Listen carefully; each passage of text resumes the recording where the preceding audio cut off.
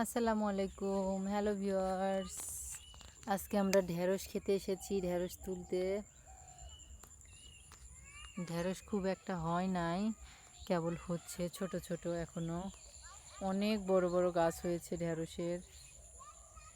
এখন দুই একটা খাওয়ার উপযুক্ত হয়েছে, সব খাওয়ার উপযুক্ত হয় নাই। প্রত্যেকটা গাছে একটা দুইটা করে ধরেছে।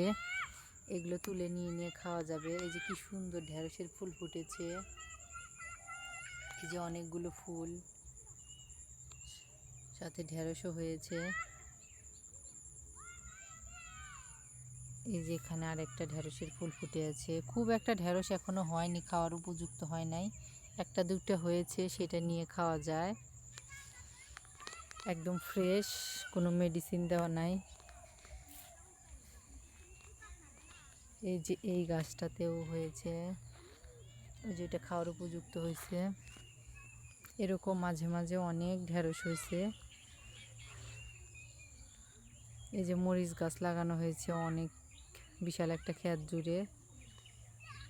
এই মরিচগুলো মাত্র ফুল ফুটতেছে, প্রত্যেকটা গাছে গাছে অনেক অনেক ফুল ফুটছে।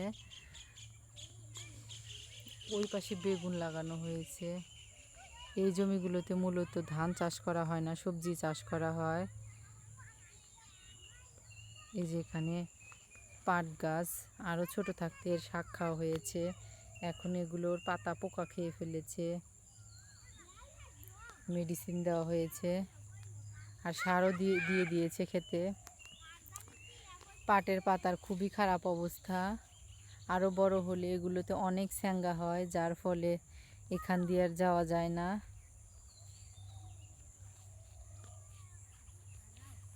আর ওই যে ওখানে সবাই মিলে আনন্দ করতেছে, ঘুড়ির আনন্দ। বিকেল হলেই এইসব ক্ষেত থেকে সবাই সবজি উঠে, যার যার ক্ষেত থেকে, যার যার যেখানে ক্ষেত আছে সেখান থেকে সবজি তুলে নিয়ে রান্না করে। একদম ফ্রেশ, খেতেও অনেক মজা লাগে। আর এই যেখানে সবাই গোল মিটিং করতেছে, ঘুড়ি সারতেছে। ঘুড়ি মনে হয় ছিঁড়ে গেছে, যার ফলে ঘুড়ি আবার ঠিক করতেছে।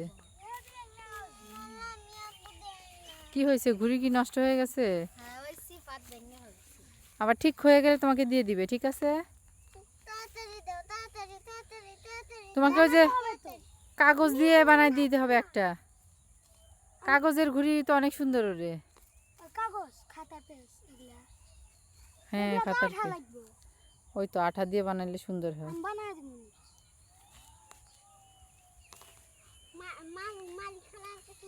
এই যে এই কচুর শাক, এখানকার মাঝের গুলো খেতে এত বেশি মজা লাগে। আর এর সাথে লতা হয়, লতাগুলো আরো বেশি মজার।